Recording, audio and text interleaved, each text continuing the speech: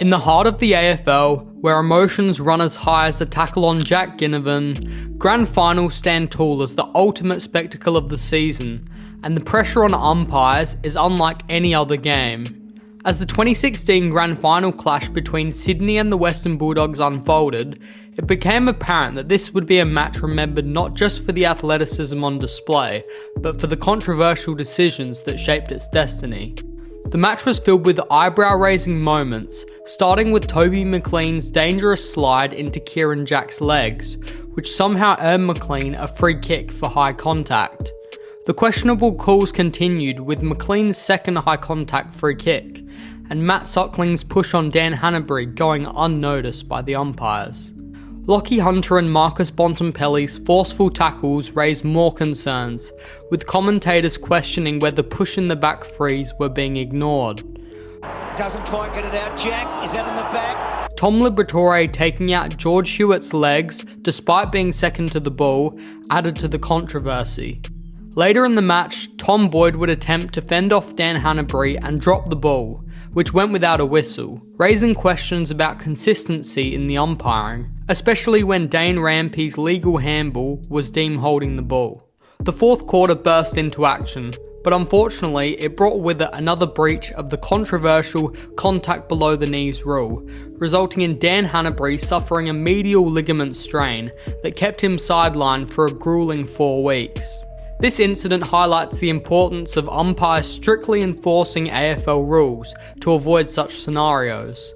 Astonishingly, even with Hanbury's visible injury, play was allowed to continue. This was followed by a much disputed incident where Shane Biggs took on Ben McGlynn, but somehow escaped a holding the ball call, despite having ample time to dispose of it. As the clock ticked down with both teams neck and neck and just 9 minutes left on the clock, the pressure intensified, warranting even greater scrutiny on subsequent decisions. First, an unrealistic specky attempt by Jake Stringer on Sam Naismith went uncalled, with Stringer not even touching the ball. The drama didn't end there, as Biggs later found himself entangled with Callum Mills, dragging Mills to the ground by his neck, without receiving a high tackle penalty against him. The frustration grew when McGlynn caught Biggs holding the ball, which went uncalled for the second time in the match, leaving the Swans with legitimate complaints. And then came the baffling moment when Jack McRae held Rampey's arm while the ball was in midair, before slinging Rampey to the ground when he didn't have possession of the ball. Even seasoned commentator Dennis Cometti was left flabbergasted, convinced that it should have been a clear free kick for Rampey. Close to the boundary, surely a free kick for Rampey. All these questionable umpiring decisions, or rather the lack of them, significantly changed the game's flow, with the Bulldogs enjoying a considerable advantage in the free kick count, leaving the Swans feeling hard done by.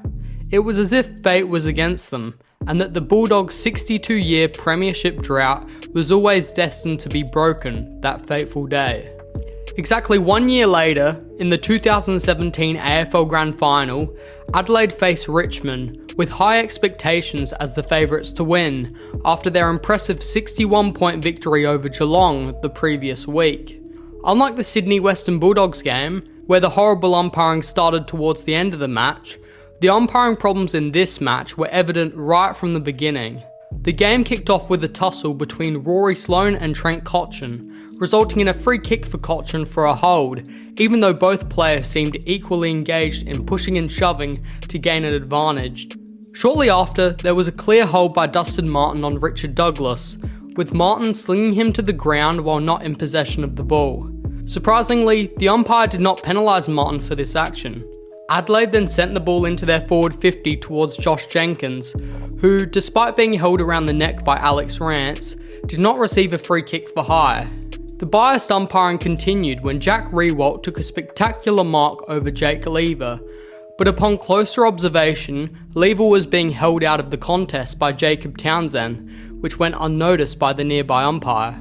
Soon after, Taylor Walker was awarded a free kick for a high tackle by Nick Vlosten, but the umpires were determined to not pay Adelaide any free kicks. Before Walker could take his kick, Rory Atkins unexpectedly gathered the ball and dashed forward, seemingly oblivious to the whistle amid the thunderous roar of the 100,000 strong crowd. Unfortunately, Kane Lambert quickly caught him holding the ball. In such situations, most umpires would call no advantage and allow Walker to take his kick, but to everyone's surprise, the umpire signalled advantage at a time when there was clearly none to be had. In another play, Dylan Grimes clearly pushed Eddie Betts in the back, something that typically results in a free kick, but unfortunately on this occasion, the umpire did not make the right call. Later in the quarter, Betts was penalised again as the umpire called a push in the back against him near Adelaide's goal, despite Betts having eyes on the ball and using his body to bump Alex Rance. It also left fans questioning how a push in the back could be called if a player didn't use their hands. In the second quarter, the match took an eventful turn, starting with a controversial incident involving Jack Riewoldt and Daniel Talia. Despite Talia not having possession of the ball, Riewoldt was seen holding Talia's jersey, a clearly illegal action that would be a free kick from any AFL umpire. Soon after, Kane Lambert forcefully pushed Matt Crouch in the back, taking him out of the contest and granting Lambert an easy possession. Another contentious moment followed when Rory Sloane was held by Jack Graham, seemingly presenting an advantage to the Crows as they were poised to advance and potentially score through a burst of speed from Brad Crouch. However, to the frustration of the Adelaide supporters, the umpire called no advantage, leaving them perplexed by the inconsistent decisions. As the second quarter approached its end, the action intensified with an exciting play that had Eddie Betts positioned brilliantly for a seemingly certain goal. However, his efforts amounted to nothing when Dylan Grimes resorted to grabbing Betts' arm to prevent the score. Surprisingly, the umpire remained silent on the matter, even catching the attention of commentators, including Brian Taylor, who usually refrained from critiquing officiating decisions. Over the top, Townsend couldn't get there. Betts was held. Betts was held. Betts was held. Should have got the free. The game ended on a sour note during the fourth quarter, with Kyle Hardigan being penalised for an unrealistic marking attempt. Although initially intending to touch the ball, Hardigan was pushed out of the contest by Josh Caddy, who should have been the one penalised instead. The inconsistent umpiring decisions had a significant impact on the momentum shifts throughout the match, leaving Adelaide fans wondering if they could have had a chance at their third AFL premiership had these decisions been fairer. Subscribe.